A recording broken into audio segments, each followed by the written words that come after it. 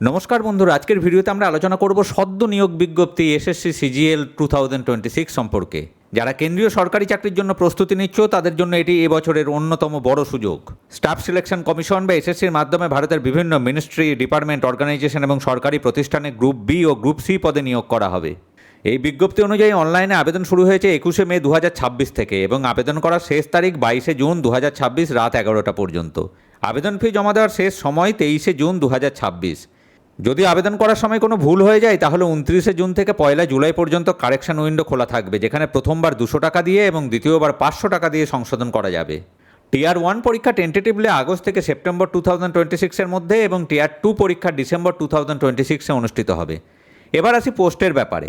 SSC combined graduate level এক্সামের মাধ্যমে assistant audit officer, assistant accounts officer, assistant section officer, inspector of income tax, inspector of central excise, preventive officer, examiner, assistant enforcement officer, CBI sub inspector, NIA sub inspector, junior statistical officer, statistical investigator, auditor, accountant, tax assistant, postal assistant, senior secretariat assistant সহ অনেক গুরুত্বপূর্ণ পদে নিয়োগ করা হবে। এবছর আনুমানিক মোট শূন্যপদ প্রায় 12,256টি। পোস্ট অনুযায়ী pay level 8, pay level 7, pay level 6, pay level 5 এবং পে লেভেল 4 পর্যন্ত বিভিন্ন স্কেল রয়েছে। পে লেভেল 8 পদের বেসিক পে শুরু হচ্ছে 47,600 টাকা থেকে, পে লেভেল 7 44,900 টাকা, পে লেভেল 6 35,400 টাকা, পে লেভেল 5 29,200 টাকা এবং পে লেভেল 4-এ 25,500 টাকা থেকে শুরু। তবে এইচআরএ, ডিএ, টিএ সহ মোট ইনহ্যান্ড বেতন শহরভেদে অনেক বেশি হতে পারে। এখন আলোচনা করি শিক্ষাগত যোগ্যতা নিয়ে। বেশিরভাগ পোস্টের জন্য শুধুমাত্র স্বীকৃত বিশ্ববিদ্যালয় থেকে গ্র্যাজুয়েশন থাকলেই আবেদন করা যাবে। তবে কিছু নির্দিষ্ট পোস্টে বিশেষ যোগ্যতা লাগবে। যেমন জুনিয়র স্ট্যাটিস্টিক্যাল অফিসার পদের জন্য ক্লাস 12-এ ম্যাথে কমপক্ষে 60% নম্বর অথবা গ্র্যাজুয়েশনে স্ট্যাটিস্টিক্স বিষয় থাকতে হবে। স্ট্যাটিস্টিক্যাল ইনভেস্টিগেটর গ্রেড 2 পদের জন্য statistics, mathematics, economics, data science, artificial intelligence, computer science ইত্যাদি বিষয়ের ডিগ্রি লাগবে। অ্যাসিস্ট্যান্ট অডিট অফিসার এবং অ্যাসিস্ট্যান্ট অ্যাকাউন্টস অফিসারের ক্ষেত্রে সাধারণভাবে গ্র্যাজুয়েট বাধ্যতামূলক, তবে সিএ, এমবিএ ফিনান্স, এমকমের মতো যোগ্যতা থাকলে তা অতিরিক্ত সুবিধা হিসেবে ধরা হবে। যারা ফাইনাল ইয়ারের পরীক্ষা দিচ্ছ তারাও আবেদন করতে পারবে, তবে নির্দিষ্ট তারিখের মধ্যে গ্র্যাজুয়েশন সম্পূর্ণ হতে হবে।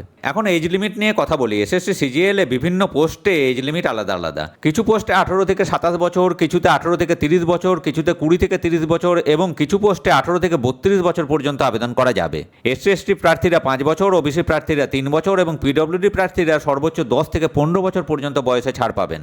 এক্স সার্ভিসম্যানদের জন্য আলাদা ছাড় আছে। এছাড়া মহিলা উইডো প্রার্থী বা ডিভোর্সিদের জন্য বয়সে ছাড় রাখা হয়েছে। এখন আবেদন ফি এবং পরীক্ষার কেন্দ্র নিয়ে কথা বলি। আবেদন ফি মাত্র 100 টাকা। তবে মহিলা প্রার্থী, এসসি, এসটি, পিডব্লিউডি এবং এক্স সার্ভিসম্যান প্রার্থীদের কোনো ফি দিতে হবে না। পশ্চিমবঙ্গে পরীক্ষা কেন্দ্র হিসেবে কলকাতা, আসানসোল, দুর্গাপুর, শিলিগুড়ি, মালদা সহ পশ্চিমবঙ্গের একাধিক শহর রয়েছে। এছাড়াও ভারত জুড়ে দিল্লি, মুম্বাই, চেন্নাই, বেঙ্গালুরু, পাটনা, রাঁচি সহ বহু শহরে পরীক্ষা হবে। আবেদন করার সময় একই রিজিয়নের মধ্যে 3টি কেন্দ্র নির্বাচন করতে হবে। এখন সবচেয়ে গুরুত্বপূর্ণ অংশ অর্থাৎ পরীক্ষা প্যাটার্ন সম্পর্কে বলি। এসএসসি সিজিএল পরীক্ষা 2 ধাপে হবে, টিয়ার 1 এবং টিয়ার 2। টিয়ার 1-এ থাকবে 4টি বিষয়: general intelligence and reasoning, general awareness, quantitative aptitude এবং ইংলিশ কম্প্রিহেনশন। মোট 100টি প্রশ্ন থাকবে, প্রতিটি প্রশ্ন 2 নম্বর অর্থাৎ মোট 200 নম্বর। সময় থাকবে 1 ঘন্টা এবং প্রতিটি ভুল উত্তরের জন্য হাফ নম্বর কাটা হবে।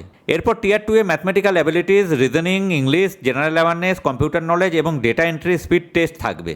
টিয়ার 2-এর কিছু পেপার নির্দিষ্ট পোস্টের জন্য যেমন জেএসও এবং AA পদের জন্য বাধ্যতামূলক। এছাড়া ডিইএসটি বা ডেটা এন্ট্রি স্পিড টেস্ট থাকবে, যেখানে 15 মিনিটে অন্তত 2000 কি ডিপ্রেশন সম্পন্ন করতে হবে।